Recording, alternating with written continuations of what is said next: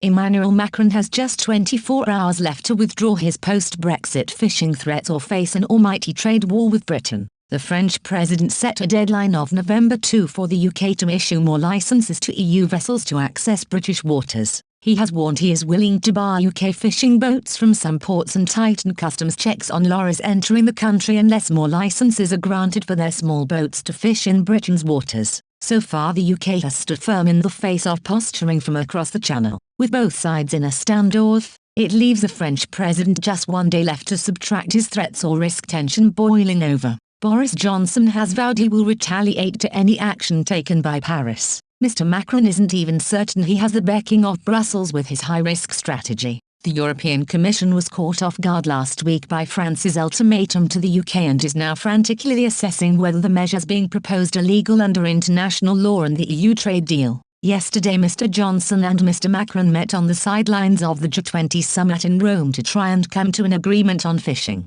But after the meeting, while the Élysée Palace briefed both sides had agreed to ways to reduce tensions, the UK said no such deal had been reached and it was up to France to retract its menacing rhetoric. This morning Foreign Secretary Liz Truss told Sky News, "The deal hasn't been done, the French have made completely unreasonable threats, including to the Channel Islands and to our fishing industry, and they need to withdraw those threats, or else we will use the mechanisms of our trade agreement with the EU to take action. The French have behaved unfairly. It's not within the terms of the trade deal, and if somebody behaves unfairly in a trade deal, you're entitled to take action against them and seek some compensatory measures. And that is what we will do if the French don't back down." She also criticized Mr. Macron for attempting to stoke tensions to help him at home. "You might say there's a French election coming up," she said. "I'm not remotely happy about what has happened. The fishing row has been simmering for months but reached fever pitch last week when the French government issued their November 2 ultimatum for more fishing licenses.